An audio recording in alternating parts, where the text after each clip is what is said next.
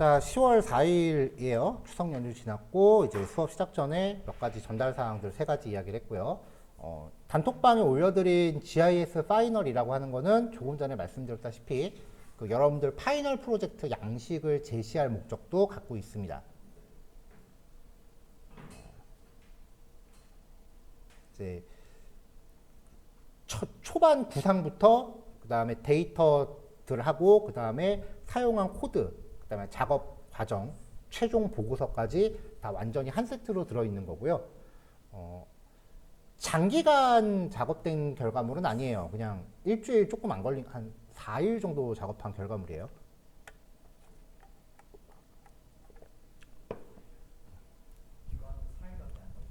그냥 대학원 기말고사 과제. 여러분들 학교 생활 때 과제 나오면은 보통 다른 과목들도 과제 있잖아요. 과제 하나에 그렇게 시간 많이 할애하기 힘들어요.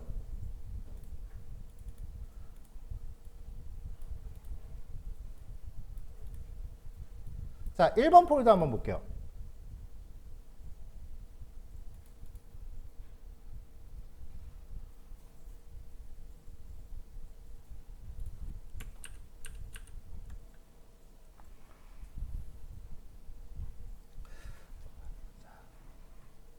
프로젝트 주제를 잡아서 내가 하고자 하는 주제가 뭔지를 설명하는 문서예요. 그러니까 이제 보통 이제 이런 걸 이제 프로포절이라고 하는데, 일단 선정한 주제가 뭔지. 여기서 입지 선정을 했었던 이유는 입지 선정 주제가 제일 쉬워서 그랬어요. 단기간 안에 하기에 제일 쉽고, 그 다음에 참조할 만한 다른 공모전 발표 자료나 뭐 그런 것도 많고, 그래서 얘를 했고요.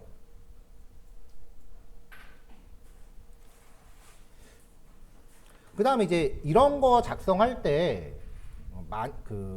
기억을 하셔야 되는 게, 많이 간과하시는 것들이 특히 있는데,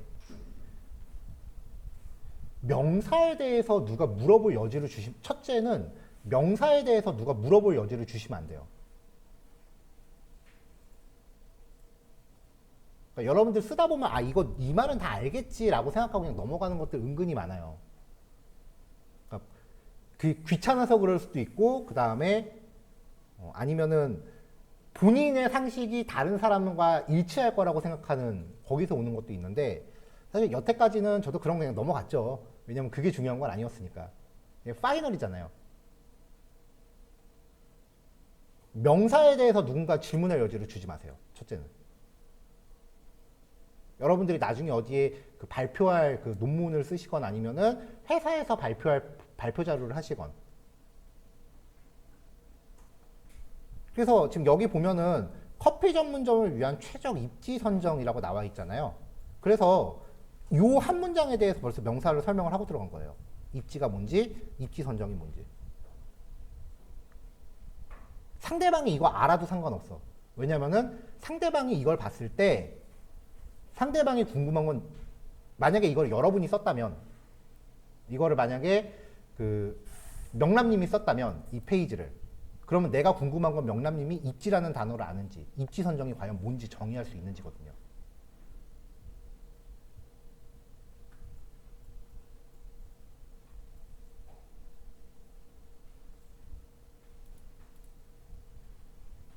근데 이런 것들은 대체로, 이런 단어들은 대체로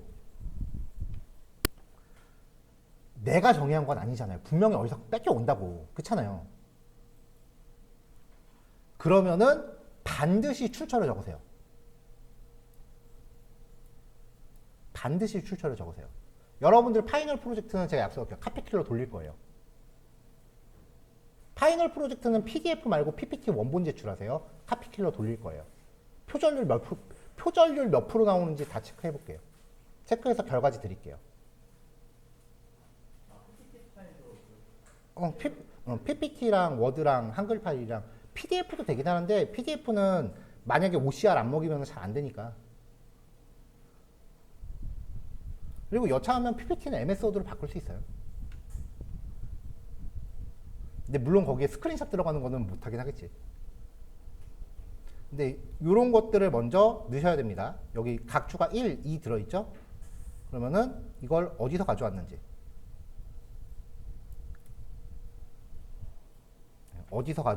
이렇게 각주를 달아 놓으셔야 돼요. 이게 되게 힘들어요. 깜빡하면 그냥 지나가기 마련이거든.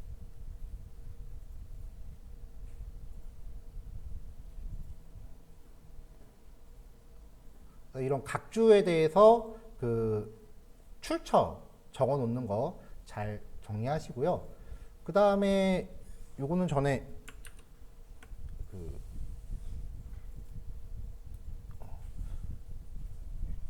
김정우님한테만 내가 한번 얘기했던 건데,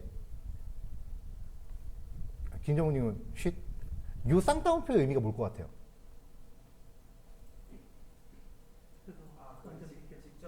어. 문장 하나를 어디서 완벽하게 뺏겨왔으면은 쌍따옴표입니다. 그냥 그대로 드래그해서 복사 붙여넣기 했으면은 쌍따옴표예요. 직접 인용이라 그래서요. 쌍따옴표를 적으셔야 되고요. 그 문장을 내가 좀 커스터마이징을 했다라고 하면은 간접 인용이라 그래서 헛따옴표를 쳐요. 그래서 쌍따옴표하고 헛따옴표에 대한 용도 체크를 하셔야 됩니다. 뭐 여기에 대화체를 넣을 건 아니잖아요. 그렇죠? 따옴표의 기능이 좀 있어요. 직접 인용하고 간접 인용. 자, 그 다음에 이제 주제를 먼저 잡고 그 주제에서 필요한 개념을 살짝 중요한 걸 이렇게 정리를 하고, 내가 이 주제를 통해서 달성하고자 하는 목표,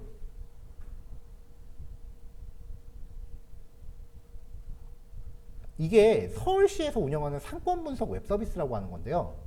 여기 들어가면은 사실 웬만한 통계 분석은 얘가 다 해요.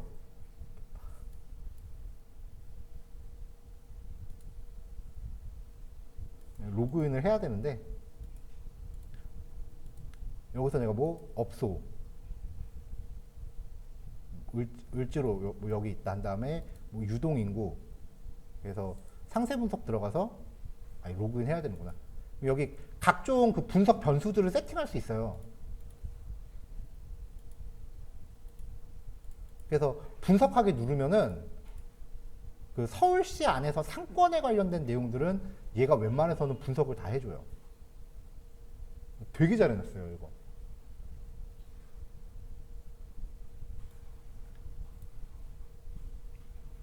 그러니까 지금 여기 적은 문장의 의의는 그거예요. 상권 분석 자체는 이미 서울시에서 넘사벽으로 해놨어요. 근데 여기를 통해서 최적의 입지를 알려주는 것까지는 없는 것 같아요. 그래서 나는 이거에서 제시하지 않는 입지 선정을 해보겠다라는 게 그 논리였고요.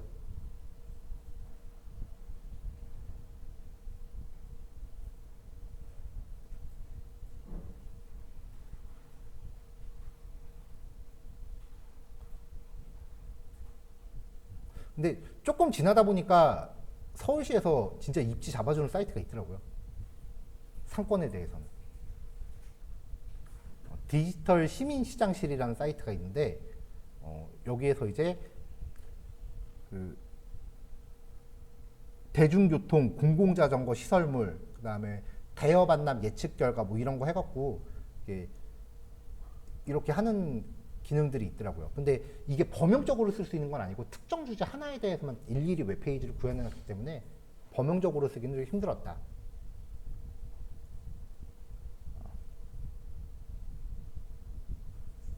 그래서 뭐 이런 것들을 통해서 특정 업종에 대한 최적의 입지 선정을 위한 분석 과정을 한번 탐구해 보려고 한다. 그리고 이걸 통해서 향후에 어떻게 발전시키기 위한 토대를 마련하기 위해서 이해를 한번 해볼 것이다. 그 다음에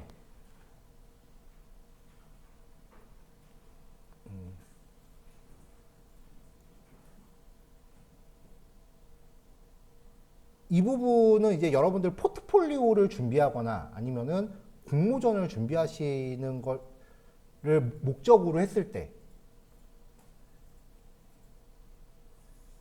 선행연구 관련된 얘기가 굉장히 적어요, 다들.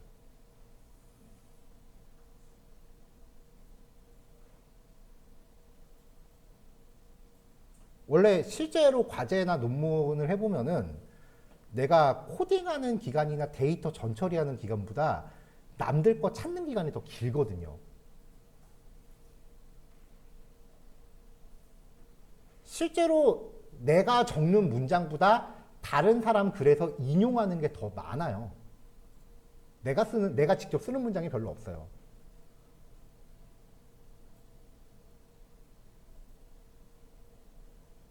그거를 이제 처음부터 다 계획 단계에서 다 잡기에는 되게 어려우니까 나랑 비슷한 관점을 갖는 그 핵심 기준 논문 한 두세 개. 꼭 논문이 아니더라도 기준 컬럼. 어디 좀 공신력 있는 기관에서 발행한 백서. 이런 것들을 메인으로 잡고 이제 거기에 있는 내용들을 참고하면서 내 주장의 근거로 삼아야 되는데, 물론 지난번 우리 중간 프로젝트 때는 제가 허용을 하긴 했어요. 기사를 인용하시는 것도 괜찮습니다라고. 근데 여러분들 포트폴리오에 기사 넣지 마세요. 요즘 뉴스 여러분들 많이 믿으세요? 뉴스 하면은 그 다음에 나오는 그 관련 검색어 가짜 뉴스가 그 다음이야. 기사에서 인용하는 거는 여러분들 포트폴리오 점수에 무조건 마이너스예요. 문제 제기를 하는 건 괜찮아요. 서론 부분에서 문제 제기를 하기 위해서 인용을 하는 건 괜찮은데 중간에서 여러분들 주장을 밑받침하기 위한 근거로 기사를 인용하시면 안 돼요. 그거는 진짜 조심하셔야 돼요. 이 얘기는 일부러 제가 지난번 프로젝트 때는 안 했던 얘기예요. 기사 인용한 부분에 대해서. 왜냐면은 그것까지 신경 쓰면은 시간이 아마 더 필요했을 거예요.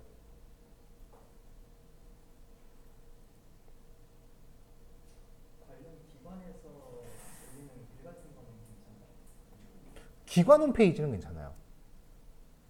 그러니까 기관 같은 데서 보통 이제 뉴스 기사 자체를 인용하는 게 아니라 그 관공서 사이트 들어가면은 걔네가 신문사에 뿌리는 보도자료들이 있어요. 그 보도자료도 공개가 돼 있거든요. 그거를 인용하시는 건 괜찮아요. 몇 년, 몇 월, 며칠자 보도자료 인용. 그거는 괜찮아요.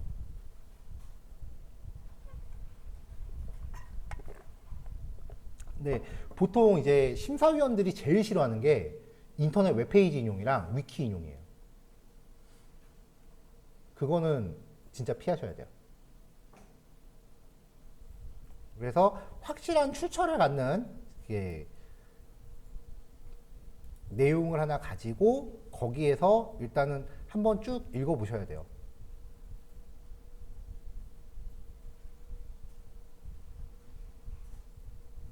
그래서 이게 그 대학원 수업을 들으면은 거의 1년 동안 과제가 적어요. 1년 동안 논문 요약이에요. 일주일에 한 개씩.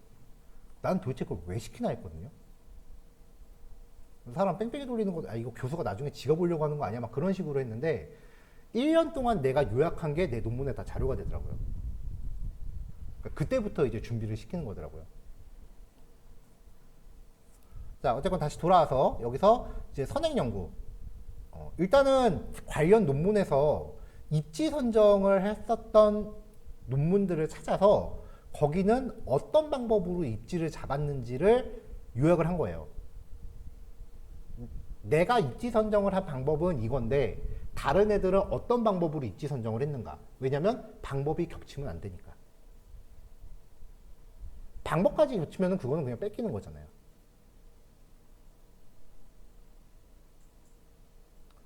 그러니까 제가 중간 프로젝트 때는 여러분들 하시는 건 그냥 다른 사람 논문 그대로 재현하는 것도 괜찮습니다라고 얘기를 했는데요. 지금 거의 대부분의 분들이 그 공모전을 준비하고 계신 걸로 알고 있는데 그때는 딴 사람들하고 나는 저거 전체 참고한 적이 없어. 난 저런 논문이 있는지도 몰랐어. 근데 문장이 겹쳐. 근데 저 사람이 먼저 발표했어. 그럼 표절이에요. 빼도 박도 못해요. 억울해도 할 수 없어요. 그건. 먼저 발표한 사람이 임자예요. 근데 오늘 지금 공모전 준비하고 계신 분도 있고 이미 제출하신 분들도 계신데 그 제출하실 때 기성 논문하고 겹치는 게 있는지 하나도 검색 안 했죠. 했어요? 안 한 게 좀 티가 나서. 사실 이게 제목을 찾기 힘든 그치, 보통 검색에 의의를 두지, 보통. 그러니까 그런 것들에 대한 사전 조사가 좀 있어야 돼요.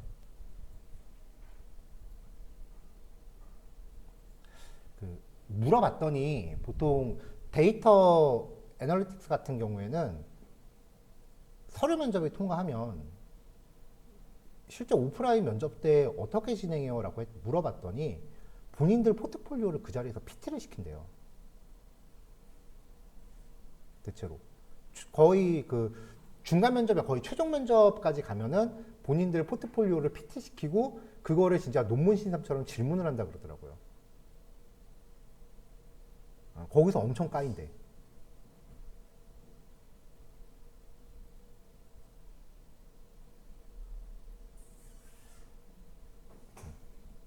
그러니까 그 얘기를 이제 듣고 나니까 이제 나도 정신이 번쩍 든 거야. 아, 이게 학원 수업이라고 이런 거는 그냥 사정상 넘어갑시다라고 할 문제가 아니구나라고. 그래서 챙겨야 될 부분을 지금 짚어드리는 거예요. 그래서 다른 논문들을 봤을 때 GIS 분석을 어떤 식으로 사용을 했더라. 그래서 어떻게 이제 사용을 했다. 뭐 이런 것들을 이제 확인을 한 거고요.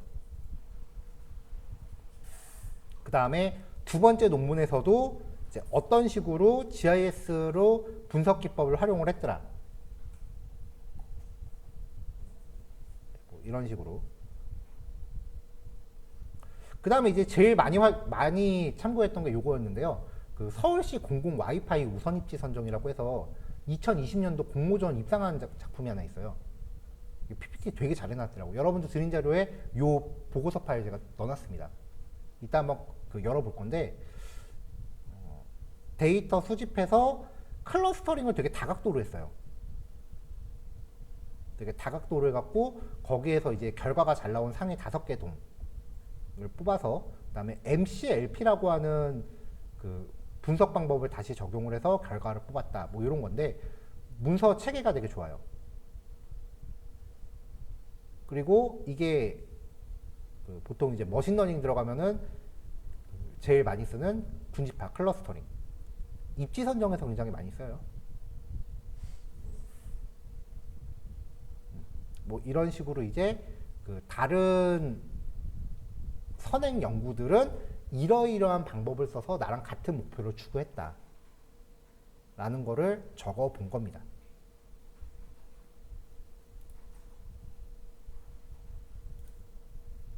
자, 과제입니다. 요번 주 3일밖에 안 남았잖아. 자, 다음 주 수요일까지요. 다음 주 수요일까지 그 파이널 프로젝트에 대한 주제 선정하셔서요. 이 문서 양식 그대로 제목은 그대로 두고요. 안에 내용만 바꾸시면 되겠죠. 하셔서 다음 주 수요일까지 작성해 주시고요. 작성해서 톡으로 제출해 주시고 조구성은 그때 제출하면서 같이 알려주세요. 최종 조구성은요. 뭐 이미 다 확정된 것 같은데 제출해 주시면은 이 문서 토대로 팀별로 한 번씩 미팅할 거예요.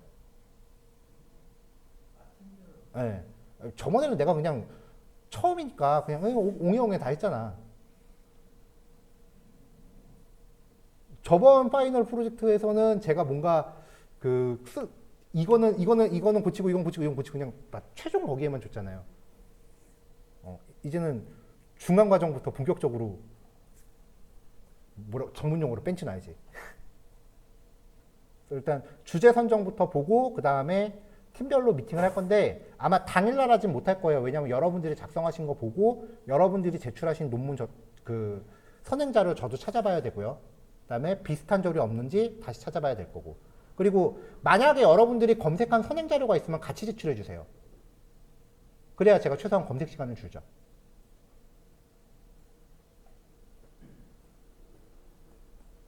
인지하셨나요, 다들?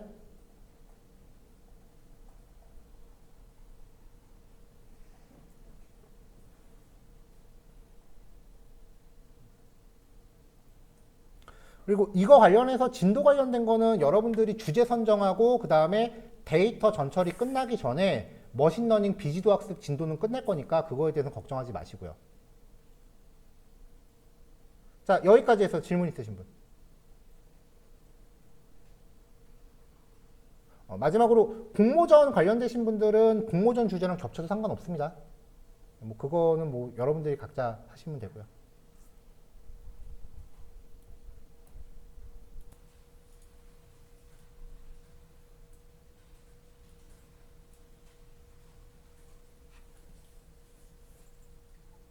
자, 두 번째 폴더 얘기할게요.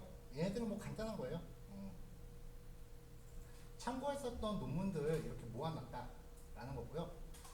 여기에서 여러분들이 특히 참고했으면 하는 게 여기 첫 번째 2020년 서울시 비캠 공모전 지금 이거 준비하시는 분들 많이 계시죠? 거기서 이제 입상했던 자료인데요. 서울시 공공 와이파이 우선 입지 선정. 물론 분석 방법은 당연히 달라야지. 근데 여기에서 얘기하고 싶은 거는 얘네가 논리를 전개하는 체계예요.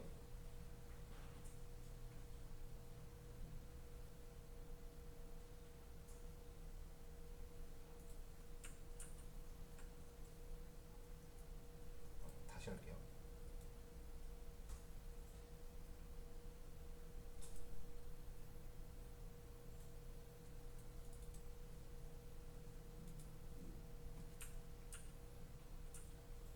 자, 윈도우에 보면 왜 엣지 브라우저 있잖아요.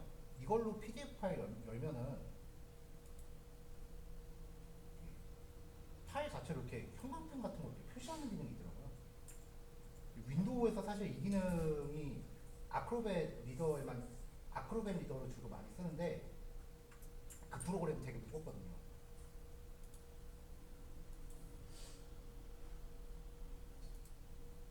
그래서 이 프로그램은 좀 요걸로 이제 내용도 읽어보시면은 그 중요한 내용 잡기가 좀 좋을 것 같고요.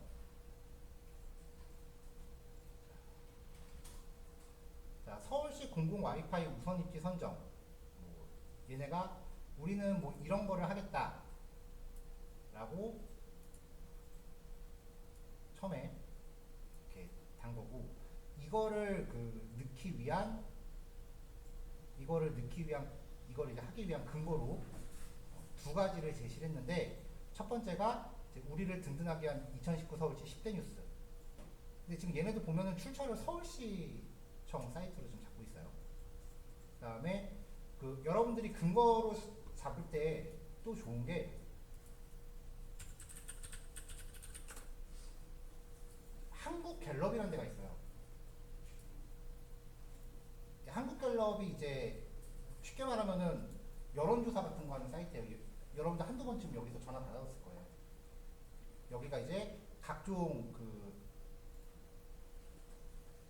조사 분야별로 설문조사를 해서 그 설문조사 결과를 이제 정리해서 제시하는 통계자료. 통계자료 밑에 보면은 각종 자료들이 이렇게 나오거든요. 그래서 이게 여기가 서론에서 근거로 넣기 되게 좋아요. 여기는 그 대학생이 과제할 때 참고해야 될 사이트 목록 뽑으면 항상 들어가는 사이트예요. 한국갤럽이라는 사이트 메모해 놓으셨다가 여러분들 포트폴리오 앞부분에 여러분들 주제랑 비슷한 설문조사가 있다면 이제 이 설문 내용을 근거로 넣으세요. 그럼 이제 여러분들 주장을 밑받침하는 데 훨씬 도움이 많이 됩니다. 되게 많아요. 여기서도 보면 이제 그런 설문조사 결과를 가지고 근거로 삼는 거예요. 한국갤럽도 있고요.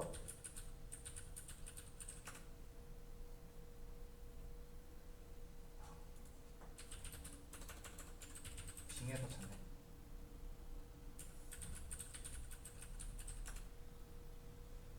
글로벌 리서치라고 하는 사이트도 있어요.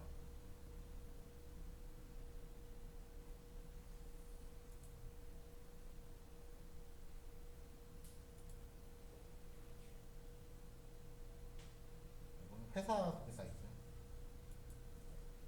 글로벌 리서치라는 것도 설문조사 결과를 많이 내는데 자료에 접근하기는 한국 글로가 훨씬 수월해요.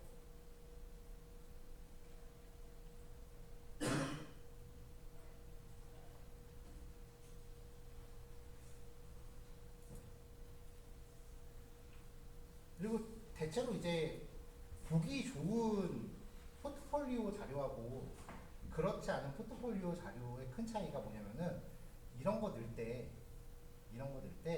그냥 스크린샷을 넣는 거랑 본인들이 약간 커스터마이징해서 다시 넣는 거 차이. 스크린샷을 넣으면은 대체로 눈이 잘 안 가요.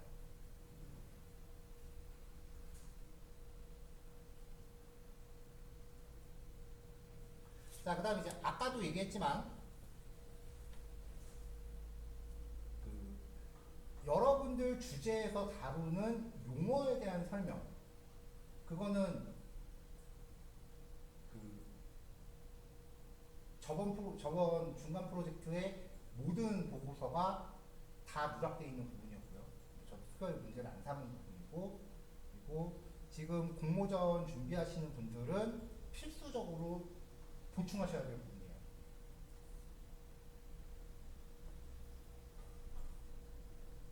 여기 보면 그래서 우선입지가 뭐냐라고 해서 우선입지에 대한 용어 설명, 그리고 관련된 통계 자료.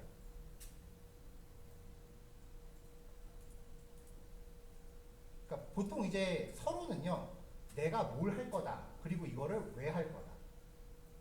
근데 거기에서 내가 하고자 하는 건 이런 거다라고 정의를 설명하고 그 다음에 분석 프로세스를 제시를 해요.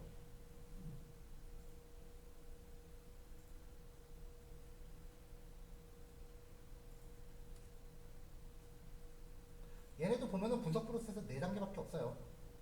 데이터 수집 및 가공, 그 다음에 클러스터링, 그 다음에 선정. 근데 요 안에 들어가는 하위 항목들은 최대한 있어 보이게.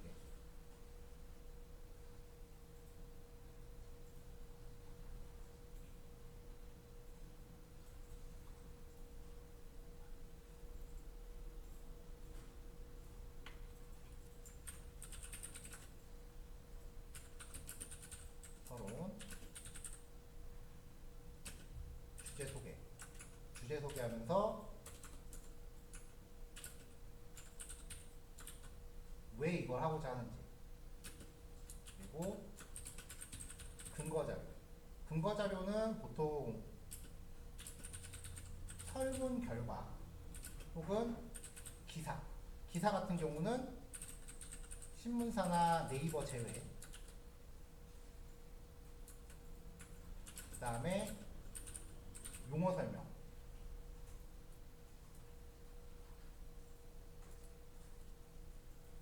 용어 설명할 때 주의하실 거는 출처 명확히 해야 된다는 거.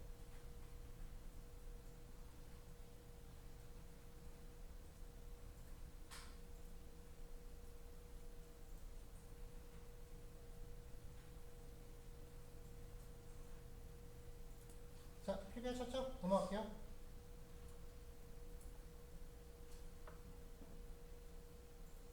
자, 그 다음에 이제 내가 어떤 데이터를 사용할 거고 그 데이터를 어떤 과정으로 전처리했다라는 그 과정.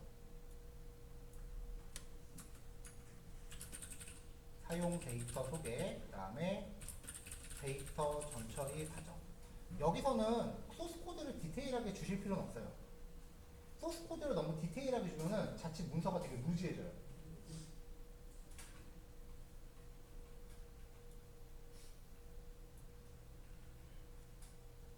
가령 예를 들면은 이제 저번 보고서 중에 이제 지훈님하고 혜민님 쪽 데이터 전처리 과정을 되게 자세하게 내셨어요. 사실 저는 그거는 이제 평가 기준에서 점수를 되게 높게 드렸거든요. 왜냐면 수업 내용을 되게 잘 표현을 했기 때문에. 우리 수업 안에서는 그게 좋은 플러스 요인이었지만 여러분들 보고서에 그걸 그렇게 디테일하게 넣으실 필요는 없어요. 그냥 전처리 과정은 대략적으로 넣으시면 돼요. 전처리 과정은 자세할 필요 없어요. 대략적. 그래서 어떤 데이터를 받아서 어떻게 전처리 했다. before, after 정도. 그 다음에 여기에 내가 어떤 기법을 적었다라고 그냥 글 정도 적으시면 돼요. 여기에 소스 코드 다 넣으실 필요 없습니다.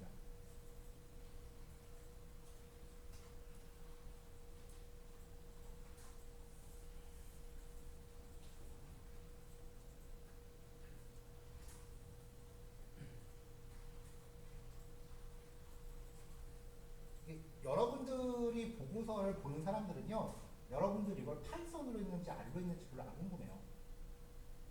어떤 코드를 썼는지 별로 안 궁금해요. 프로그래밍 처음 공부할 때 막 늘 모든 개발자들이 하는 얘기가 있어요. 모르고 서울만 가면 된다. 그래서 코딩 기법까지 명시하실 필요는 없어요. 자, 근데 여기 보면은 기본적으로 있는 필수 변수들은 그냥 그대로 다 가져왔거든요.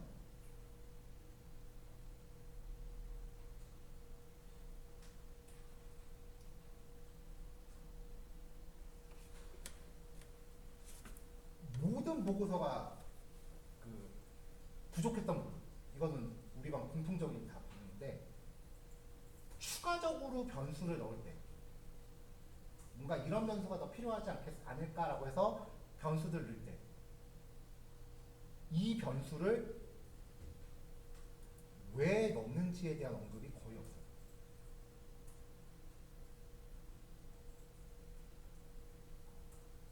이건 지금 여기도 출처가 없이 그냥 본인들의 의견을 넣은 거기 때문에 이 부분은 조금 부족한 것 같긴 한데, 이런 거 넣을 때 보통 출처가 한 번 더 들어가요. 그럼 그게 굉장히 힘이 써지거든요.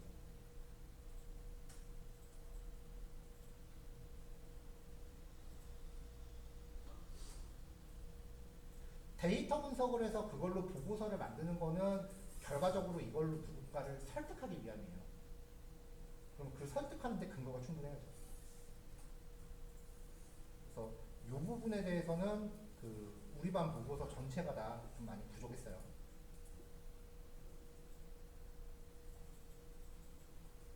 그래서 지금 여기서도 이런 점수를 구성을 했는데, 이런 그 절차를 집어넣는 과정에서 이게 왜 들어갔는지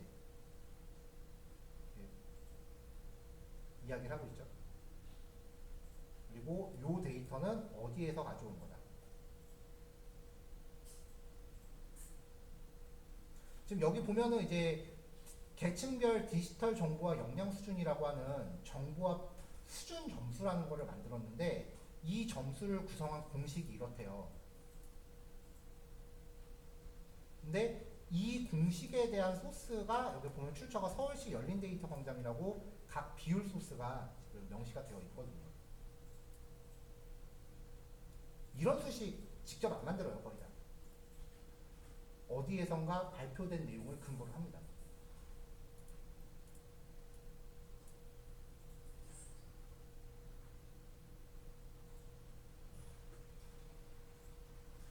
자, 그렇게 해서 이제 변수를 다 만들었다면 변수를 요약해 볼 수 있는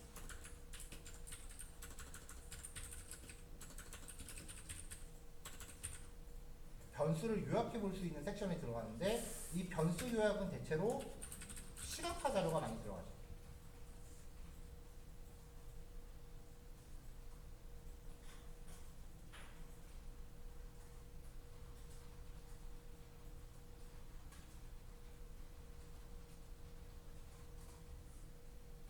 근데 대체로 이제 사회과학 계열에서 시각화 자료 할 때 일반 막대 그래프는 잘 안 먹혀요.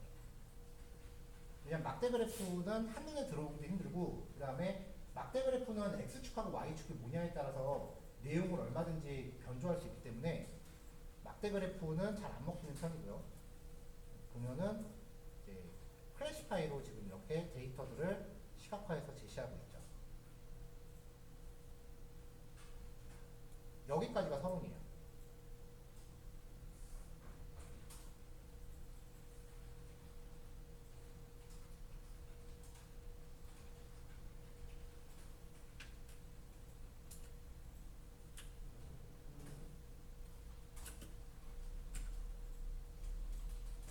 자, 대체로 이제 이 과정을 다음 주 이후에 1에서 2주 정도 보고 있습니다.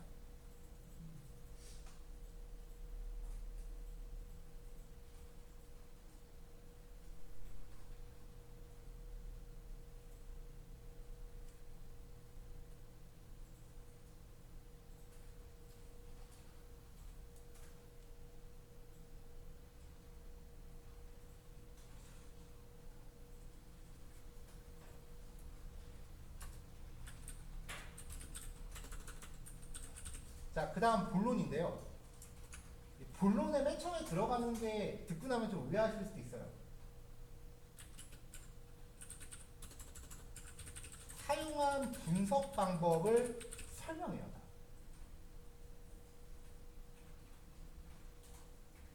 그러니까 만약에 내가 여기서 그 회귀 분석하고 그 다음에 시계열 분석을 썼다라고 하면은 회귀 분석이란부터 시작을 해요. 그걸 왜 넣어야 되나 싶을 수도 있을 텐데 다 들어가요. 아까도 얘기했지만 명사에 대해서 질문이 나올 거리를 두시면 안 돼요.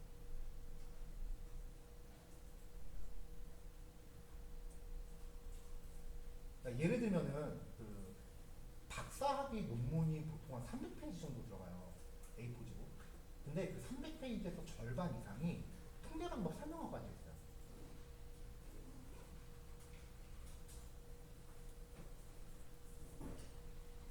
그러니까 이게 이론을 설명하는 거예요. 그래서 여기 보면은 이제 클러스터링이라고 해서 내가 어떤 변수를 사용을 했고 그 다음에 클러스터링이란 무엇인지에 대해서 간략한 그림이나 이렇게 설명을 하고 있거든요.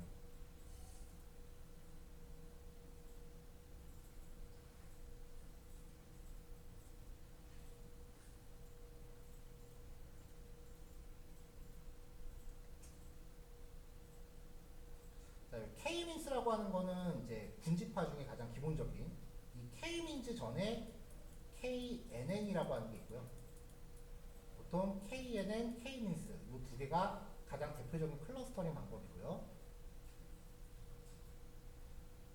그다음에 요거는 지금 다른 이름으로 그 K-네이버후드라고 하는 방법이 얘랑 비슷한 게 있는데 최근접 이웃 그러니까 거리가 가까운 애들끼리 묶는 거 그렇게 해서 이제 클러스터링 방법이 들어가는데 클러스터링의 장점 중에 하나는요. 클러스터링은요. 수학적 공식이 안 들어가요. 클러스터링은 수학적 공식이 없어요. 그냥 그래프에다 펼쳐놓고 그냥 가까운 것끼리 묶는 거야. 아니 변수가 비슷한 애들끼리. 얘는 이제 의사결정 트리. 얘는 이제 가우시언 믹처라고 해서 그 정규 분포 기준으로 이제 비슷한 것끼리 묶는 애들. 지금 얘네가 지금 여기에 적어놓은 걸 보면은 이 네 가지 방법을 다 사용을 해봤다라는 걸 이야기하고 있는 거고요. 그러니까 분석 방법이 한 가지로만 들어가면은 약간 신뢰성이 없어져요. 왜냐면은 대체로 우리가 회계 분석이나 앞에 있는 그 분석 기법들 이야기할 때 분석 결과를 검증하는 절차들도 몇 개 했었죠. 근데 대체로 그 분석 결과 검증을 거의 안 해요. 그럼 걔가 신뢰도가 없잖아. 왜냐면 분석 결과를 검증하는 순간 내가 했던 분석이 거의 과반수 이상 틀어지거든. 대신에 그 분석을 여러 그 시각으로 접근을 하는 거예요.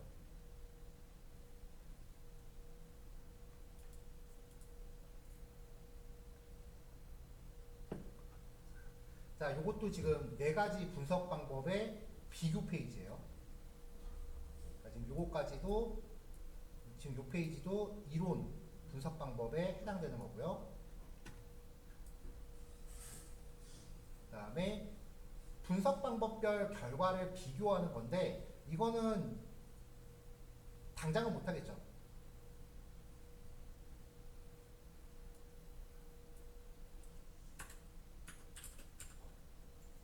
분석 방법 설명. 여기는 보통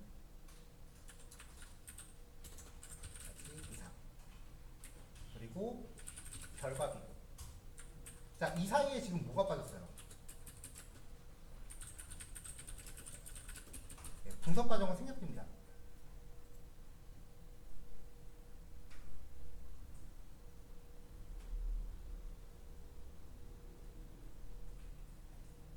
분석 과정은 대체로 보고서에 안 들어가요.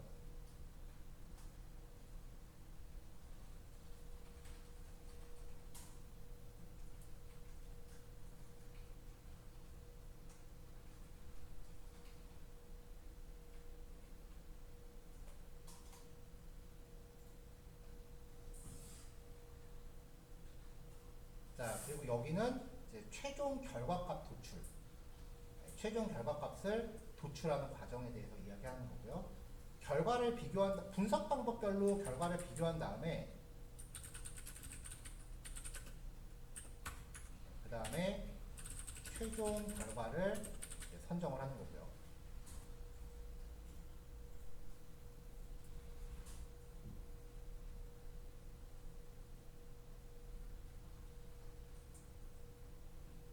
여기까지는 이제 최종 결과 선정 과정이고요. 그래서 선정 과정과 선정 결과. 그래서 결론.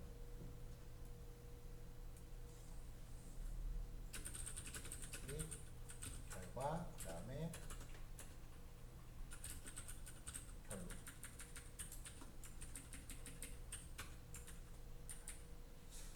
자, 여기도 한 2주 정도 걸릴 거로 예상하고요. 그 다음에 결론 내는 거는 뭐 사실 뭐 금방 하겠죠.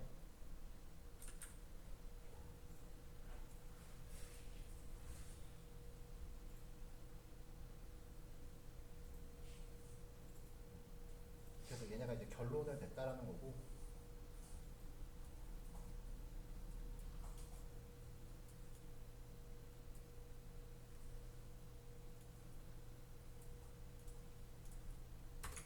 자, 그 다음에 이제 결론에 꼭 들어가 줘야 되는 게, 결론을 그 주장하는 거는 분명히 있어야 되는데,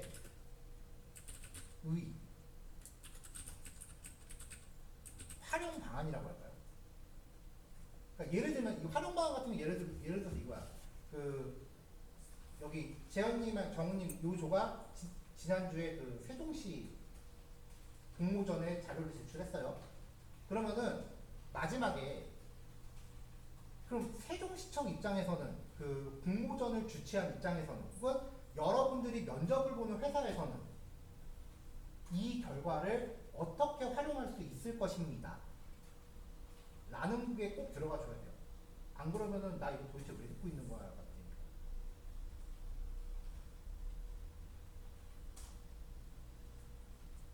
아까도 얘기했지만 누군가를 설득하기 위해서 이걸 만드는 거죠. 그리고 여러분들의 분석 과정도 설득 근거가 되는 거고. 그럼 마지막에 상대방을 낚을 만한 뭔가를 줘야죠.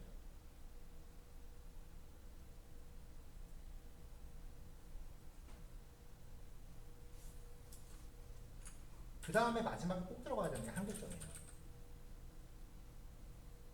쉽게 말하면 내가 여기서 이런 것도 한번 해보고 싶었는데 이런 데이터는 도저히 구할 길이 없어서 이걸 못 넣어봤다. 이런 것도 넣으면 좀 더 좋은 결과가 나올 수 있을 것 같다. 일반적인 게 이거예요. 데이터 접근성의 한계 때문에 이러이러한 요인을 적용하지 못하였다. 뭐 이렇게 말을 하는 거죠.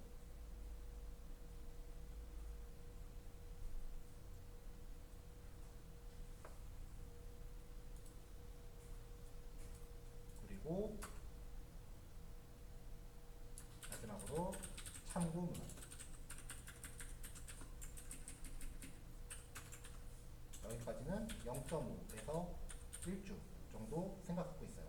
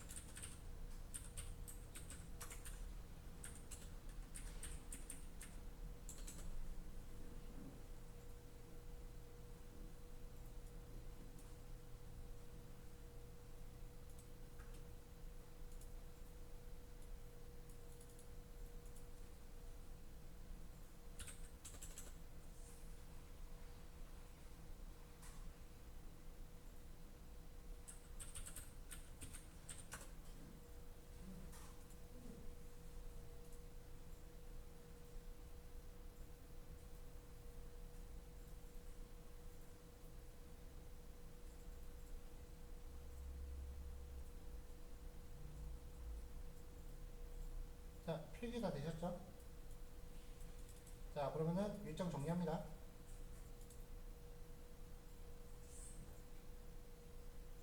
자, 11일 날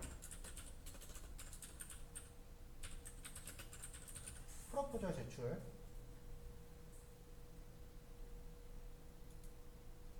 이때까지 제출해 주셔야 제가 최소한 그 이틀 동안 검토해요. 제가 검토할 시간도 필요하니까. 그 다음에 25일까지 서론 완성.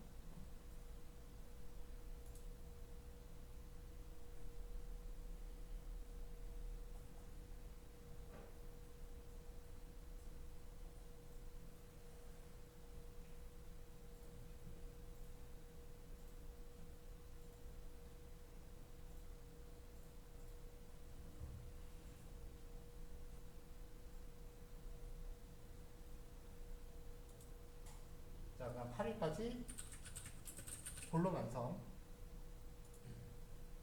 그 다음에 0.5주 정도라고 했으니까 금요일, 월요일로 합시다. 월요일에 결론 완성. 그러면 14일이나 15일 둘 중에 하나에 대체로 종강날 발표할 겁니다, 아마. 종강날 발표하고 그날 수업 마무리될 거고, 아니면 14일날 진행할 수도 있고.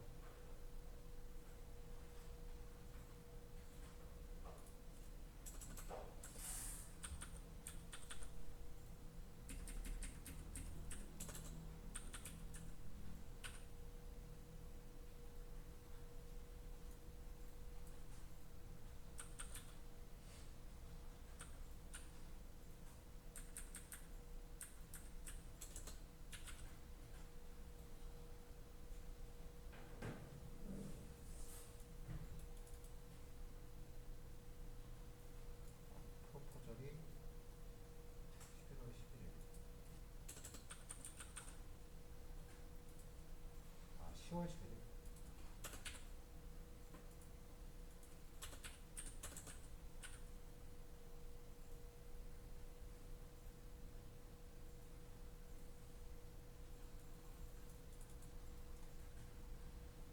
자, 단계별로 일정 다시 시작해요.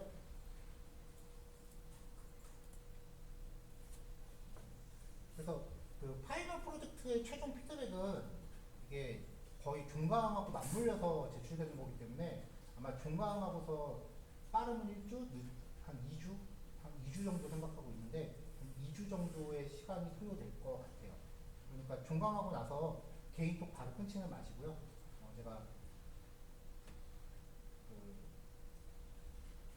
파이널 자료 저번처럼 그냥 페이퍼 만들 거니까 그거 받으실 때까지는 개인톡 끊지 말고 연결해 놓으세요.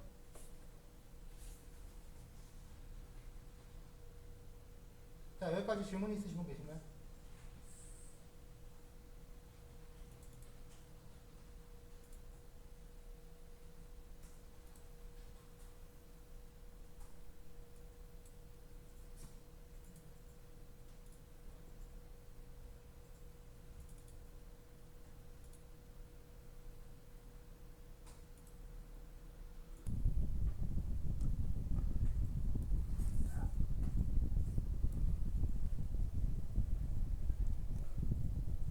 자, 그 논문이나 발표 자료 심사 기준 중에요. 재현성이라는 게 있어요. 그러니까 다른 사람들이 그 연구 과정을 그대로 재현해낼 수 있는가에 대한 판단 기준이에요. 그게 이제 시끄러웠던 게 얼마 전에 그 뭐였지? 수련인데 그거. 재현성이 되게 떨어져갖고 그 많이 그 신뢰도가 떨어졌죠. 그럼 이제 PPT만 발표하는 입장에서는 재현성을 어떻게 입증하느냐에 대해서인데 보통 수상을 한 혹은 제대로 잘 작성된 논문 같은 경우에는 그 사람들이 그 분석한 소스 코드나 아니면은 데이터 파일들을 GitHub 같은 걸 통해서 공개를 해요. 그래서 이제 파이널에서는 이제 여러분들이 다루셨던 데이터 파일들 하고요. 그 다음에 소스 코드를 PPT에는 안 들어가죠. 하지만 별도로 제출은 해주세요. 그래서 여기 3번 폴더 보면은 데이터 원본이라고 폴더가 있는데요. 여기 보시면은 이제 데이터라고 해서 사용했던 데이터 파일들이 쭉 이렇게 저장이 돼 있어요. 원본도 있고요. 그 다음에 전 처리가 끝난 파일들도 있어요. 가령 예를 들면 여기 스타벅스 위치라고 돼 있는 파일 같은 경우는 스타벅스 웹사이트에서 크롤링을 한 결과물을 저장을 해 놓은 거예요. 그리고 스타벅스 이름하고 그 다음에 주소 그리고 카카오 오픈 API 돌려서 거기에 대한 위경도를 다 조회를 한 거죠.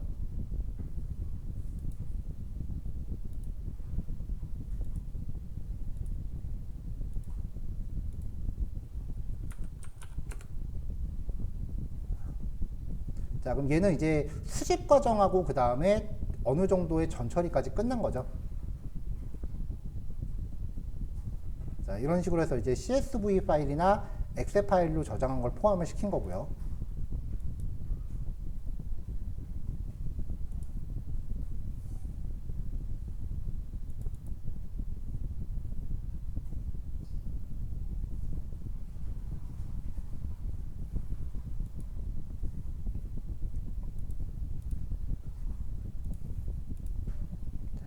여기 주어진 데이터 파일 보면은 저도 이제 요거 작성하는 과정에서 이제 매번 새로운 거 하기는 힘들잖아요. 그래서 예전에 했던 거를 조금 그 재사용하느라고 상권 데이터를 재사용을 한 거예요. 이미 이 데이터는 이전에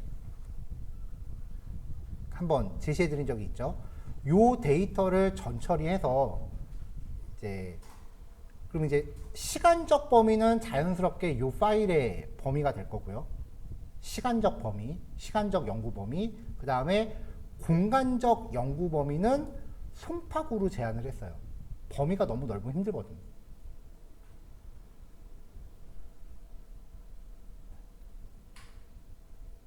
근데 아마 대부분 이번 파이널 프로젝트는 공간적 범위는 서울이 되겠죠. 그래서 그 데이터를 가지고 이제 상권별로 10대, 20대, 30대 연령대의 매출액을 산정을 한 겁니다. 아, 생활인구요. 그러니까 그 지역에 일반적으로 사는 인구. 이거는 분기별 인구, 이거는 직장인 인구. 그리고 지하철역에 대한 위경도 조사 자료. 이렇게 해서 이제 엑셀 파일 시트를 나눠서 만든 건데 굳이 시트를 이렇게 나누실 필요는 없고 그냥 파일별로 쪼개세요. 시트가 늘어나면 파이썬에서 불러오기가 더 복잡해져요. 여태까지 예제들은 엑셀 시트를 쓰진 않았죠. 그냥 별도로 파일별로 저장하시는 게 파이썬 코드 짜기 더 좋을 거예요.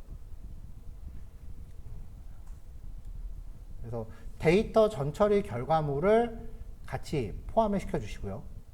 왜냐면 아까 그 보고서에서 전처리 과정만 들어갔지 디테일한 결과물은 안 나왔잖아요. 그건 이제 별첨으로 넣는 거죠.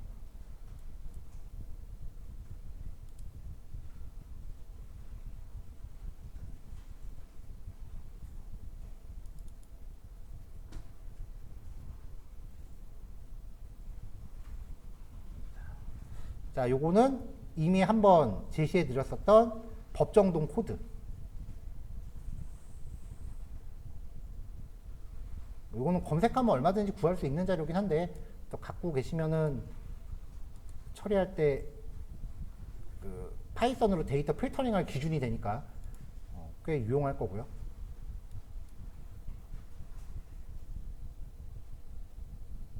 그래서 데이터 전처리 과정에 대해서 이제 쭉 그 과정을 설명하시고 그 다음에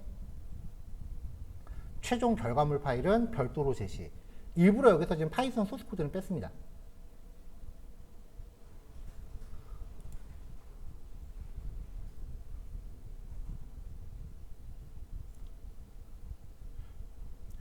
왜냐면은 이 당시에는 저도 헬퍼라는 거 없이 만들었기 때문에 코드가 하드 코딩으로 많이 들어가서 보여주기 좀 창피하더라고요. 요거는 이제 지도 위에 뿌릴 아이콘이었고요. 얘는 관련된 그 쉐이프 파일들 시각화할 때 들어간 건데, 처음 소개해드리는 데이터는 여기 서울시에 대한 도로 데이터예요. 이 도로 데이터 코드북이라고 하는 걸 보면은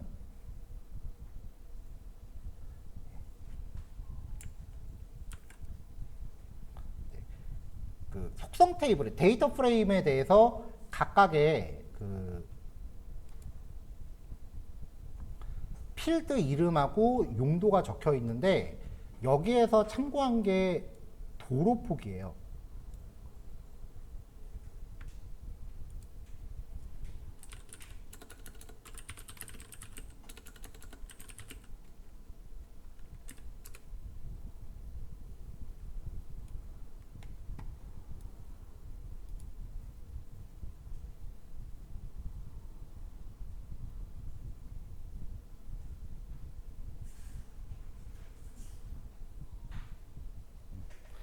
왜냐면은 여기 분석 과정에서 들어갔었던 게요, 그 대로만을 대상으로 했었거든요.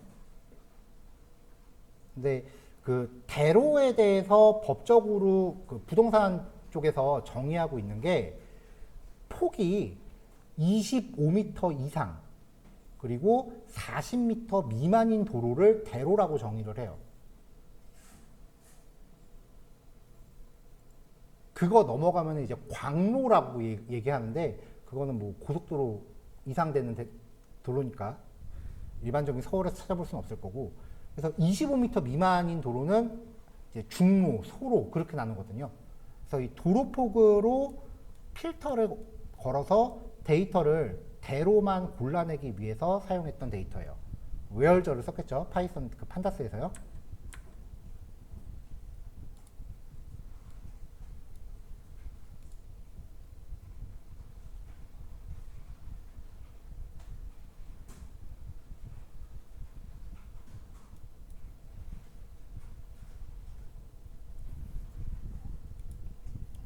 그 밖에 데이터들은 이미 한 번씩 다 다뤄본 데이터고요. 그 다음에 지금 여기서는 이제 전체적인 절차를 소개한다고 했으니까 QGIS는 굳이 키지는 않을게요. 자, QGIS 작업한 거는 이제 단계별로 이렇게 작업이 되어 있는데, 압축 파일 확인하시면은 프로젝트 파일 있고요. 여태까지 했었던 수업 내용들이 전부 접목된 최종 결과물들이 들어 있어요.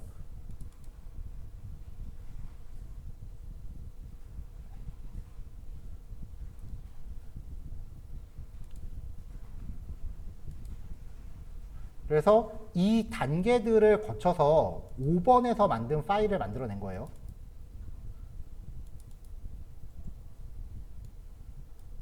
자, 보시면은 송파구에 대한 지하철역과 스타벅스 위치, 그리고 빨간색으로 표시된 거는 대로. 이게 최종 파일이네요. 그 다음에 여기 파란색으로 진하게 나와 있는 게 최적의 입지라고 지금 분석된 결과입니다.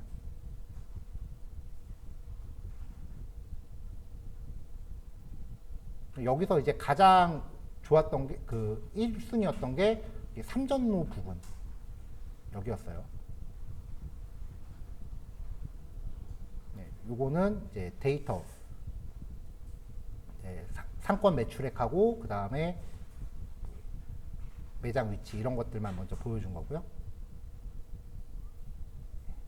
요거는 이제 상권별 매출액만 먼저 데이터 보여준 거고, 얘는 생활인구, 요거는 직장인 인구. 그러니까 데이터 전처리 결과를 이렇게 제시를 한 거예요. 이건 이제 도로. 25에서 40이라고 되어 있는 게 지금 빨강색으로 나와 있는데, 이 빨강색이 지금 분석 대상에 들어가는 대로다. 요걸 제시한 거고, 이건 1차적으로 스타벅스 위치만 제시한 겁니다. 이 파일들을 만들어내기 위한 과정이 지금 4번 폴더에 압축해서 이제 단계별로 들어있으니까요. 이제 수업 내용 참고해서 열어보시면 될 것 같고요. 자, 이제 최종 파이널 발표 자료. 근데 6번하고 7번 파일이 있는데요. 6번 파일 같은 경우는 사실 여러분들한테 요구하는 파일은 아니에요. 이거는 중간 발표 였기 때문에 그냥 이런 과정으로 하고 있습니다만 보여준 거기 때문에 요거는 그 참고 대상이 안 돼요. 일단은 입지 조건하고 데이터 구축. 입지 조건은 이런 것들을 이제 내가 입지 조건으로 삼을 거다. 그래서 요 항목들을 확인하기 위해서 데이터 전처리를 이렇게 했다. 출처는 어디였고, 그리고 인구수, 직장 인구, 대로 인접.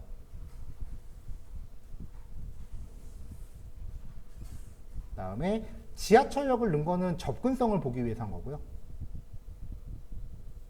마지막으로 경쟁 매장 위치. 그래서 데이터 전처리 결과를 다 제시한 거고요.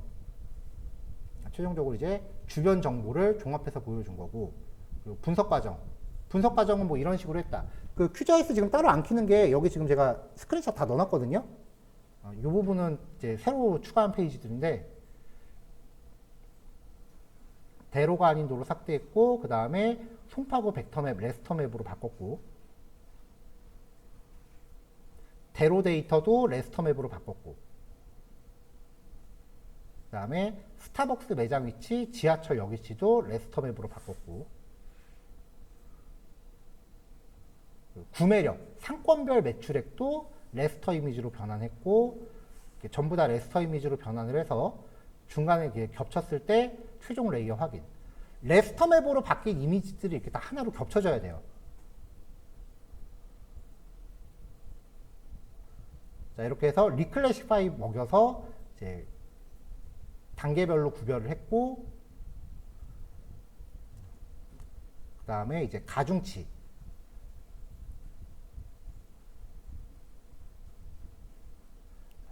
여기서도 살짝 부족한 게요. 이 가중치에 대한 요 숫자 값을 제가 임의로 정했어요.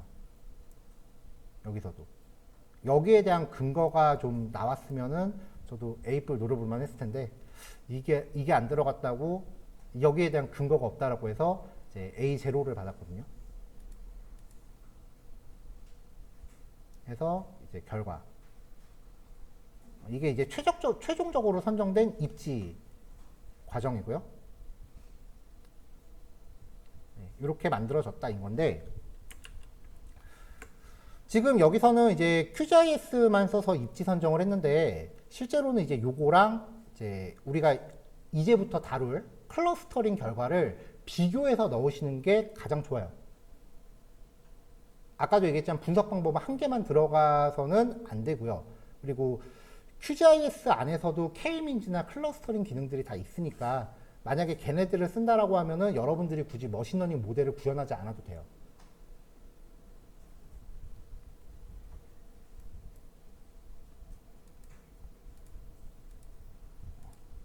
근데 여러분들이 한번 그 과제 진행하시기 전에 읽어줬으면 하는 거는 7번 폴더입니다.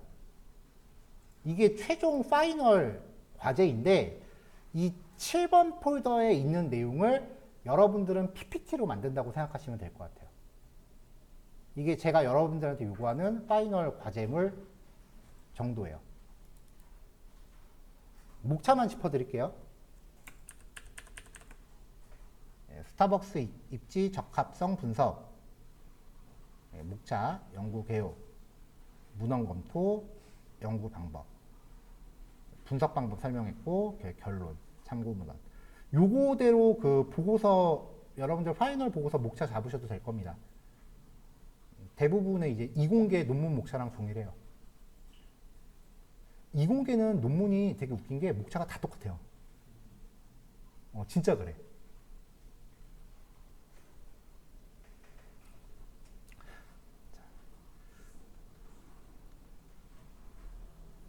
이거는 하지 마세요. 보통 이제 앞부분에 초록이라 그래서 이렇게 요약문이 들어가는데 요거는 하시지 마세요. 초록 쓰는 게 되게 어려워요. 이게 전체적인 이 보고서를 A4지 반 페이지 조금 안 되는 분량으로 요약을 해서 적는 거예요. 대부분 여기서 판가름이 많이 나요. 자, 그 다음에 1번 연구 개요, 연구 배경 및 목적. 내가 이거를 왜 하고 싶다. 라는 거 꼭 명시하시고, 그 다음에 연구 범위. 의학도 아니고 어떤 뭐 그 전자 뭐 이런 특정 분야가 아니면요, 연구 범위는 항상 두 가지로 나눠요.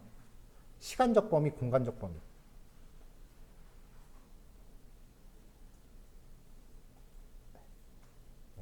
그 발표 보고서에 연구 범위 명시하신 케이스가 그렇게 많지 않았거든요. 연구 범위는 꼭 제한을 거셔야 돼요. 안 그러면은 이게 연구 범위를 얘기하는 게 뭐냐면은 내가 표본 집단을 뭐로 잡겠다는 거야. 안 그러면 모집단이 대한민국 전체가 돼요. 모집단 갖고 분석할 건 아니잖아요. 내가 표본 집단을 어디로 잡겠다라고 얘기하는 게 연구 범위 설정이에요.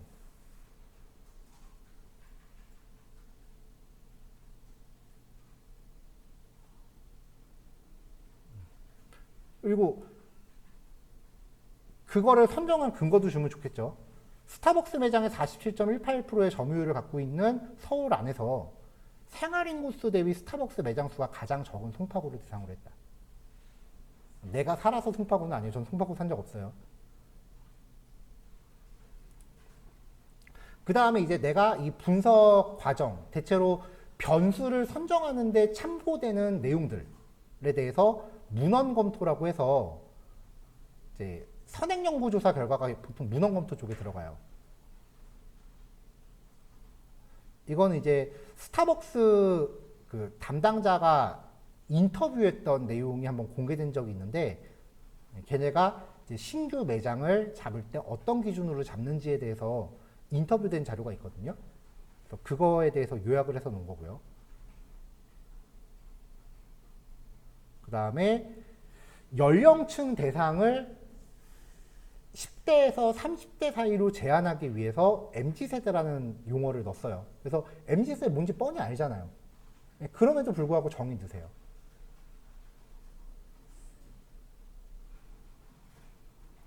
그 다음에 입지 선정이니까 입지에 관련된 이론들. 만약에 입지 선정에 대해서 하신다면 이 보고서 내용 인용하셔도 될 겁니다. 대신에 인용을 제 거라고 하지 마시고 제가 명시한 인용문을 갖다 쓰세요.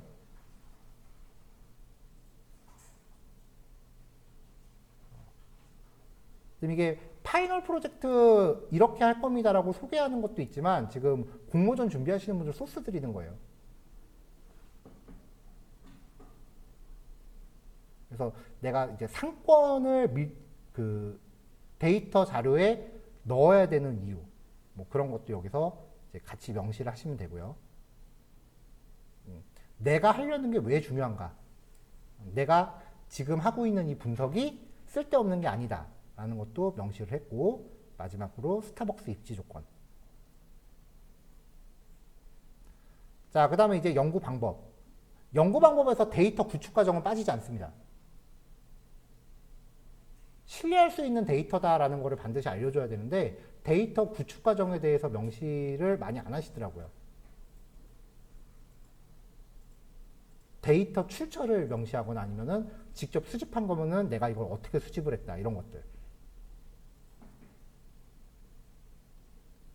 그리고 설정한 변수에 대해서는 이렇게 변수표 제시하셔야 되고요. 그 다음에 이제 분석 방법이 들어가는데 지금 요 보고서는 QGIS 하나만 쓴 거니까 QGIS에서 어떤 방법을 써서 분석을 했고, 그래서 그 결과로 내가 어떤 전처리 결과를 얻었다 라는 것들 명시하는 거예요. 이게 전부 다 데이터 구축 과정이에요.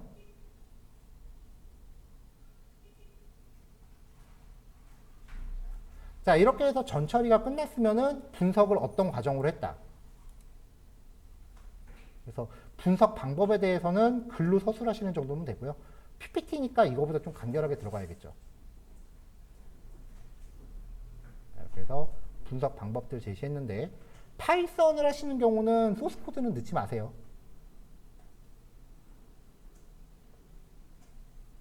가중치 뽑았고 결과가 어떻게 나왔다. 여기까지는 꽤 잘들 작성하세요. 분석 과정은. 왜냐하면 내가 직접 한 거니까. 그러니까 사실 분석 과정에 대해서는 내용에 별다른 이의는 없어요.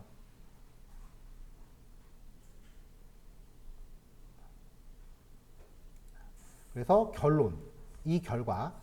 결국은 스타벅스 매장 위치를 분석하고 최적 위치를 확인했다라는 거죠. 그래서 선행 연구에서는 어떻게 스타벅스의 위치가 있다라는 거를 이제 주장하고 있는데, 나는 그러한 점을 바탕으로 추가적으로 가중치를 좀 적게 부여해서 최적화된 위치를 확인했다. 뭐 이렇게 결론하고, 그 다음에 마지막으로 연구 한계.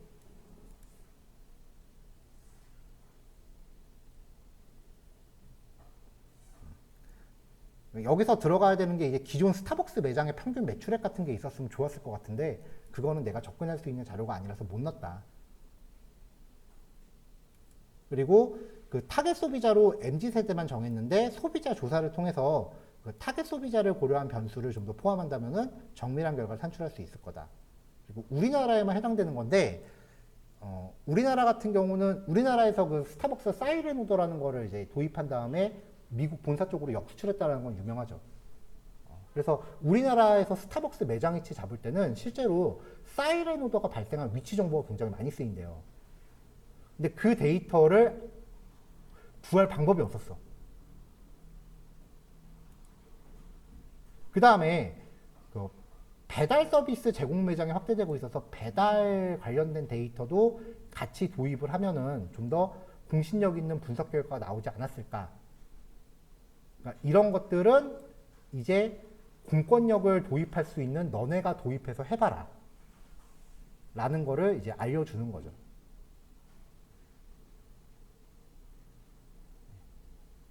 마지막으로 이제 참고 문헌들 정리를 한 거죠.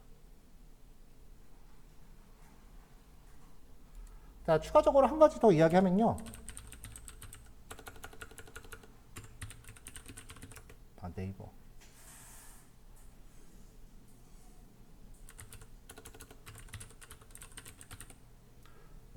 출처 표기법이라고 검색을 하시면 네이버 말고 구글에서 하세요. 절대 인용할 때 남의 블로그는 인용하지 마세요.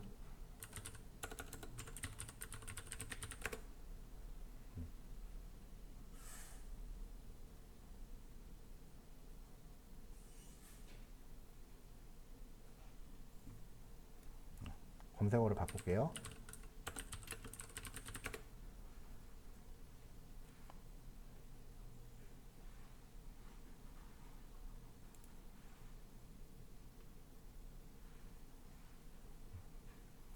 자, 이 사이트는 제가 하나 단톡방에 올려드릴게요.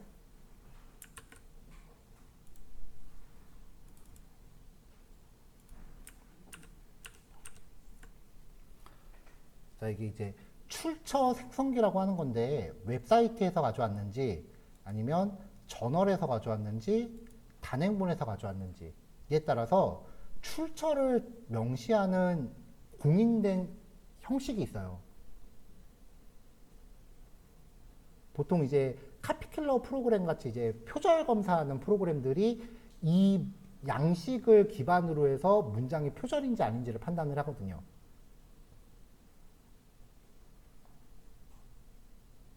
그래서 그 나중에 어딘가 제출할 자료를 작성하실 때는 이 페이지를 확인하셔서 이제 출처를 요 양식에 맞게 작성하셔서 넣으시면 좋을 것 같아요. 여기 여러 가지 스타일들이 있는데요. 분야별로 선호하는 스타일이 좀 달라요. 일반적인 그 공학 계열 같은 경우는 시카고 스타일을 많이 써요.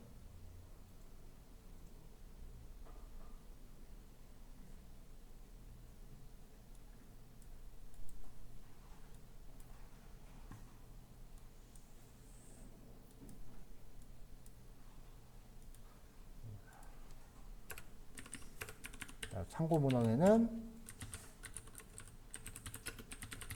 출처표기법 준수까지입니다.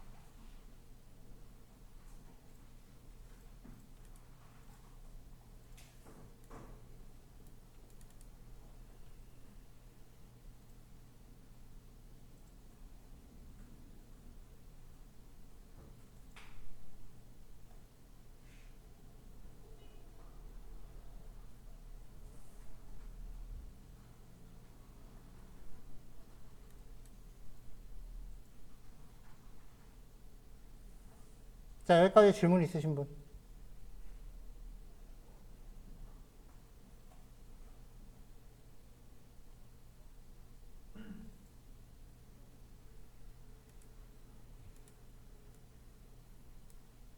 혹시 그 PPT가 그 프로젝트 제한 매수라든지 뭐 그런 거 그런 건 없어요.